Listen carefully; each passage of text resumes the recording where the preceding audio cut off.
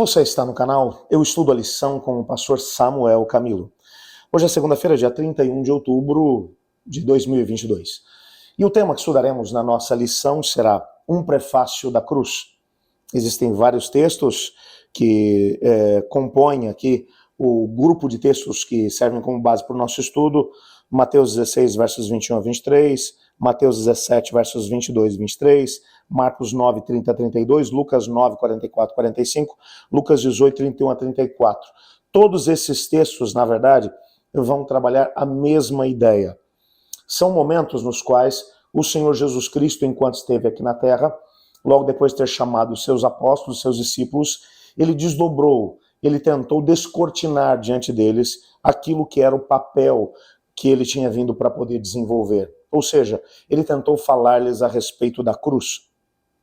É bem verdade que eles não quiseram compreender isso. Há um texto que vai aparecer no nosso guia de estudos do livro Fundamentos da Educação Cristã, na página 382, onde lemos as seguintes palavras: Jesus nasceu e viveu para morrer. Cada passo que ele dava o aproximava de seu grande sacrifício expiatório na cruz do Calvário. Plenamente consciente de sua missão, não permitiu que nada nem ninguém o distraísse dela. Na verdade, toda a sua vida foi um prefácio de sua morte na cruz. Fantástico esse texto. Jesus nasceu para morrer.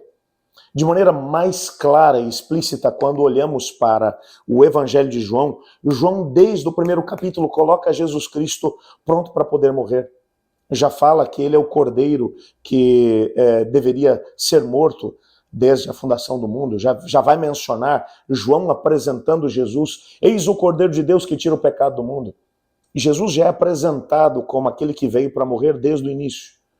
Talvez porque João, tendo escrito muito mais tarde que os outros, João estava tentando explicar que aquilo que era muito difícil para as pessoas do seu tempo compreenderem, ele também levou tempo para poder conseguir compreender mais plenamente. Até porque o próprio João foi um dos mais cabeças duras entre os discípulos. Lembre-se que ele e o seu irmão, Tiago, chegaram ao cúmulo de pedir para a própria mãe ir ter com Jesus Cristo e pedir que Jesus colocasse um à sua direita e outro à sua esquerda no reino, que eles esperavam fosse estabelecido ainda na Páscoa daquele ano. Mas na Páscoa, ao invés de Jesus se sentar no trono de Davi, o que aconteceu foi que Jesus foi indo para a cruz. O que mais me espanta quando olho para isso tudo é que, apesar dele ter sido tão explícito, quando, por exemplo, ele estava em Cesareia de Filipe, ele foi mais longe ainda. Ele chegou a dizer para os discípulos: olha, convinha que o Filho do Homem fosse entregue nas mãos dos líderes religiosos. Eles vão fazer pouco caso dele, vão o colocar na cruz, vão entregar nas mãos dos gentios para que zombem dele, para que o crucifiquem. E Jesus mencionou de forma clara. Ao mesmo tempo, os evangelhos vão abrir algumas janelas para a gente, mencionando que os próprios apóstolos só foram compreender isso muito tempo mais tarde.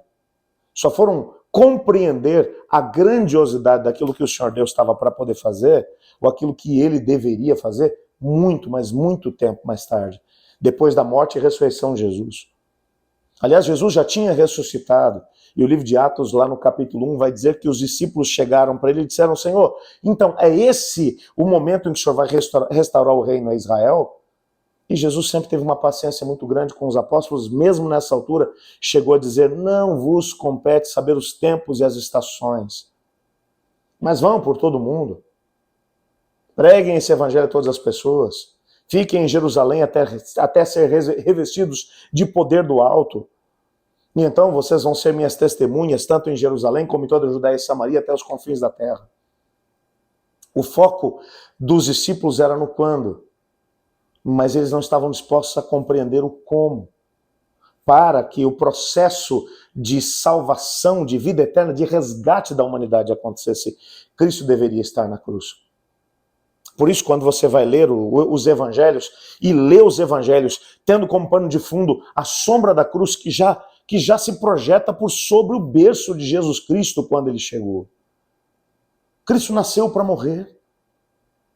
E por isso o texto vai dizer que nada fez com que ele, de alguma maneira, se distanciasse disso. Você se lembra, por exemplo, que no processo das próprias tentações que o diabo colocou sobre Jesus, Uma delas foi, olha, se prostrado me adorares, eu te darei todos os reinos desse mundo. Você não precisa morrer para poder receber esses reinos. Me adora, me reconheça como autoridade, como rei, como Deus, e então eu dou para você o que você quer. Você não precisa morrer. O tempo todo o diabo estava tentando colocar um caminho alternativo. O próprio Pedro, lá em Cesareia de Filipe, quando Jesus fala sobre a morte, sobre como ele deveria ir para Jerusalém e ser envergonhado, de ser maltratado pelos líderes religiosos e depois crucificado, o próprio Pedro diz, Senhor, tem pena de ti mesmo, isso não vai acontecer. E Jesus percebeu que o próprio inimigo estava usando a boca de Pedro para isso, e disse, afasta-te de mim, Satanás. Você não conhece as coisas que estão no coração de Deus. E Jesus nasceu para morrer. A morte de Cristo na cruz não foi um acidente. Não foi um acidente trágico. Não foi. E Jesus sabia que isso ia acontecer. Por isso, lá em João, no capítulo 10, Jesus chegou a dizer assim, ninguém pode tirar a minha vida, mas eu dou a minha vida de livre e espontânea vontade. Dou-a para tornar a reassumi-la. Jesus sabia para o que tinha vindo. Nada foi capaz de tirar Jesus do foco. Por isso, quando os discípulos, juntamente com a multidão, logo depois dele ter multiplicado pães e peixes, tentaram fazer dele rei à força, ele simplesmente disse para os discípulos, entrem no barco e atravessem o mar. Deixa que eu despeço a multidão. Eles tentaram questionar Jesus, Jesus diz, entrem no barco e atravessem o mar. Eles, a contragosto, entram dentro do barco e Jesus sobe o monte, passa ali várias horas em oração com o Pai, mantendo a visão bem afinada. E dali ele volta e vai caminhando por sobre o mar e encontra os discípulos remando sem sair do lugar. Aquela situação demonstrava muito daquilo que era a vivência dos discípulos. Eles estavam perdidos, não entendiam qual era a missão de Jesus. É tanto que quando eles chegam do outro lado, há uma grande multidão esperando Jesus. E eles dizem, olha, nossos pais comeram do maná do deserto. O que você pretende fazer para a gente? Dê-nos um sinal e creremos em ti, te seguiremos.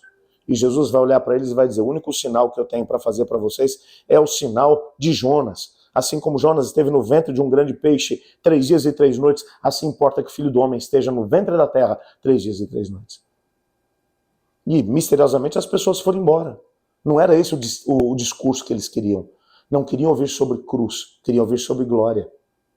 Mas na perspectiva de Deus, a glória ela vem depois da cruz. Cristo sabia qual era o seu propósito. Nós precisamos também entender por que razão estamos aqui e para onde estamos indo. O caminho que Cristo tem para nós é um caminho complexo às vezes, é bem verdade. Não se esqueça que lá no livro do Apocalipse, quando os remidos são vistos por João na Cidade Santa, eles são descritos como aqueles que seguem o Cordeiro por onde quer que ele vá. E às vezes o caminho do Cordeiro vai passar pelo Calvário. Às vezes o caminho do Cordeiro vai passar por negação de si mesmo. E Jesus relutou diante da morte, mas ele sabia para que tinha nascido. E por isso ele foi até o final. Na sua oração no Getsemane, ele disse que não seja feita a minha vontade, mas a tua. Cristo sabia o que tinha planejado e se submeteu ao plano. Eu gostaria de orar a Deus para que Ele nos ajudasse a entender esse amor glorioso da parte de Deus para conosco e ao mesmo tempo ter a mesma predisposição que Cristo Jesus teve de seguir o plano até o final. Deus tem um plano para a nossa vida. Não se esqueça disso. Pode não ser o plano que você gostaria que Ele tivesse, mas Ele tem um plano e pode ter a certeza de que os planos dele são melhores do que os que nós temos para nós mesmos. Ore comigo. Obrigado por tua palavra, Senhor, e porque nela temos a certeza da salvação e vida eterna.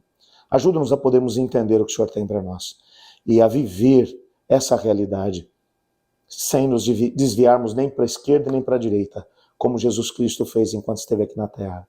Pois é no nome dele que oramos. Amém. Eu estudo a lição. E você?